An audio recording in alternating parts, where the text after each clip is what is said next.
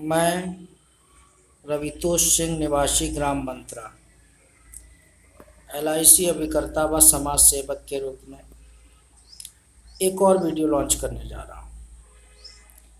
जैसा कि मैं देख रहा हूँ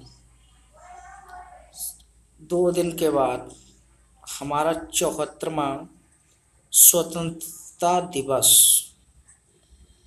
आने वाला है 15 अगस्त सन 2020।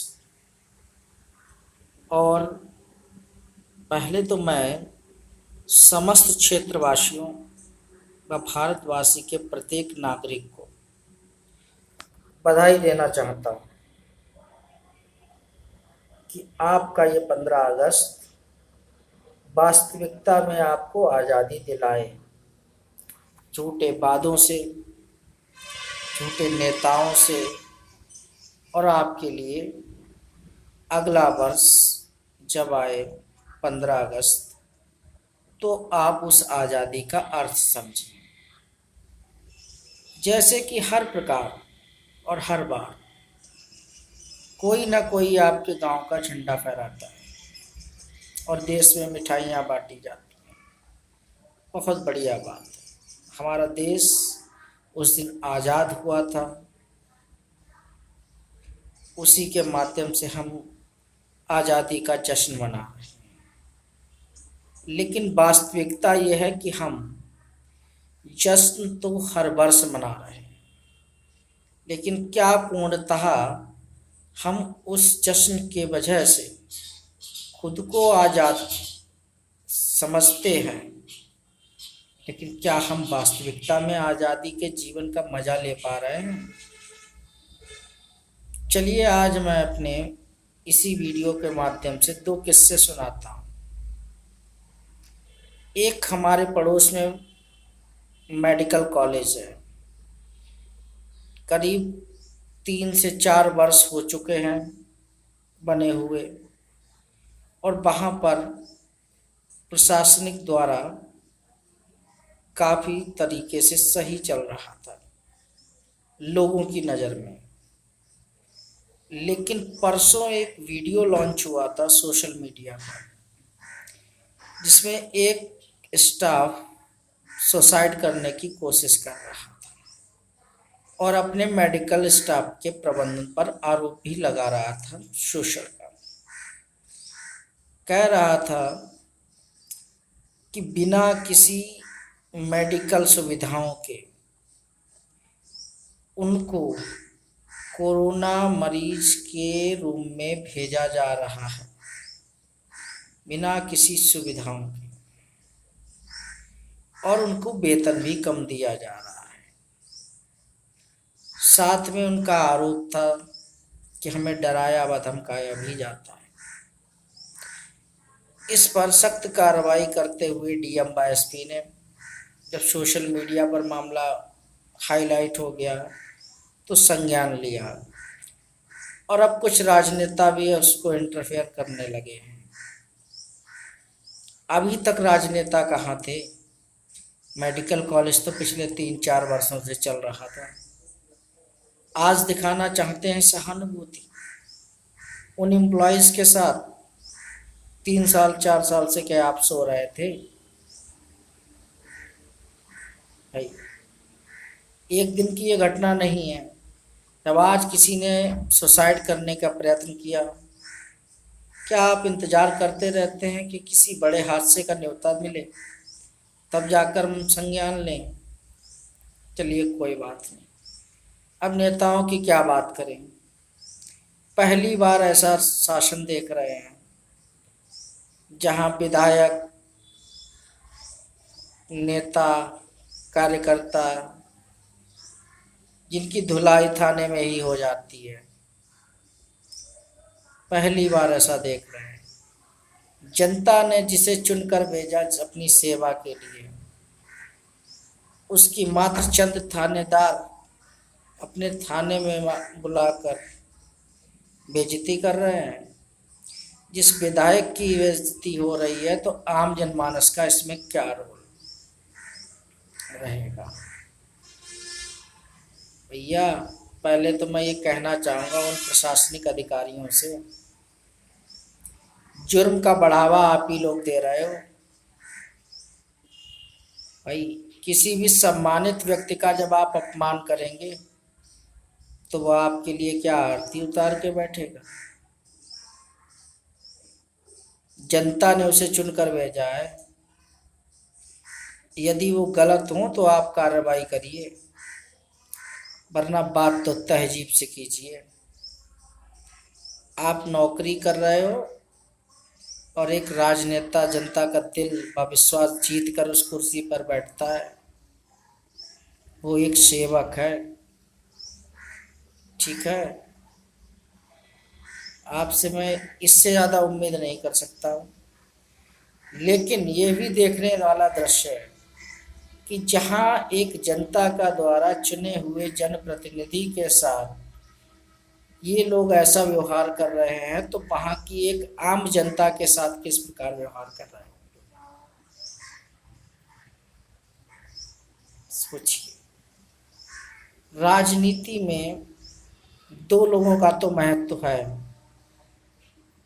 पहला, जो कुर्सी पर बैठा है वो राजनेता। दूसरी, जनता, जिसके निर्णय के माध्यम से सामने वाला उस कुर्सी पर बैठता है। लेकिन उसी सम्मानित व्यक्ति का लोग आज अपमान कर रहे हैं। इस प्रकार चलेगा हमारा देश?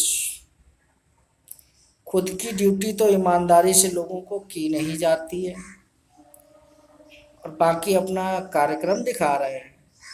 देख रहे हैं आए दिन लोग बैरियर लगा रखकर छोड़ देते हैं, प्रशासनिक अधिकारी तोड़ देते हैं लोग, किसी को पता ही नहीं चलता तोड़ा किसने। टूट गया है तो इसको दोबारा बनवाना है कि नहीं, कोई मतलब नहीं, चलने दो, टूट गया, लगाना काम था हमारा, लगा दिया था। हॉस्पिटल्स की सच्चाई दिन प्रतिदिन बाहर आ रही है। आप देख रहे थे अभी तक, अब देखिए, अभी कानपुर का ही एक कोई कांड आ गया फिर से। उनके भाई को कोरोना, बहन को कोरोना, सास को कोरोना, उनके पापा को कोरोना। शाम तक कहते रहे सब ठीक है और उसके बाद कह दिया इज नॉट। वो व्यक्ति प्रशासनिक अधिकारियों से गुहार लगा रहा है कि हॉस्पिटलाइज, तो जब सरकार इतनी आर्थिक सहायता कर रही है कोरोना मरीजों की देखभाल के लिए, तो क्या हम मानवता के नाम पर उस पेशेंट के साथ अपना गैर व्यवहार कर रहे हैं? गलत बात है।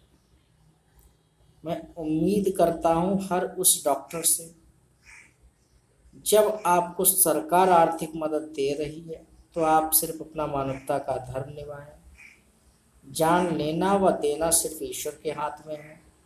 लेकिन यदि आपके पास कोई भी व्यक्ति आया हुआ है तो आप उसकी जान बचाने में पूर्णतः कोशिश करें, ना कि कोरोना पेशेंट के नाम पर जिस प्रकार हॉस्पिटल्स की खबरें आ रही हैं कि यहाँ घोटाला वहाँ घोटाला।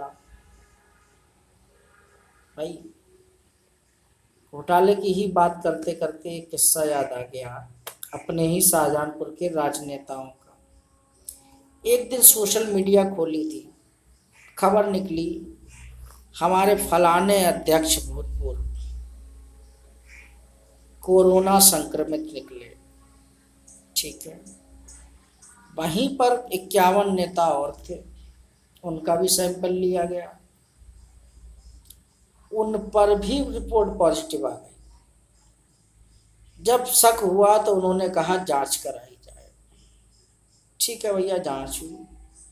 जांच में पता चला कि ये तो निगेटिव हो गए, सबकी जांच निगेटिव हो गई, जांच करने में चूक हो गई। अब हमारे जिला अधिकारी महोदय कह रहे हैं कि हमसे एक चूक हुई। भैया, आप राजनेताओं की सेवा में इतने वक्त हो गए कि आप कब चूक कर गए किसी को पता ही नहीं चला। आम जनता के साथ जैसी भी जरा सी भी चूक करोगे तो वो आपके साथ चूक करेगी। मैं सोचने पे मजबूर करता हूं हर एक शख्स को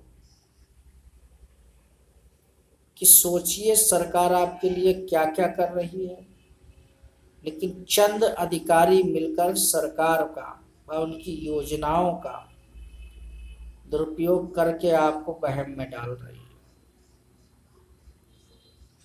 आशा करता हूं अपनी जनता से कि इस बार जब भी आप कभी मतदान करें तो धर्म और योग्यता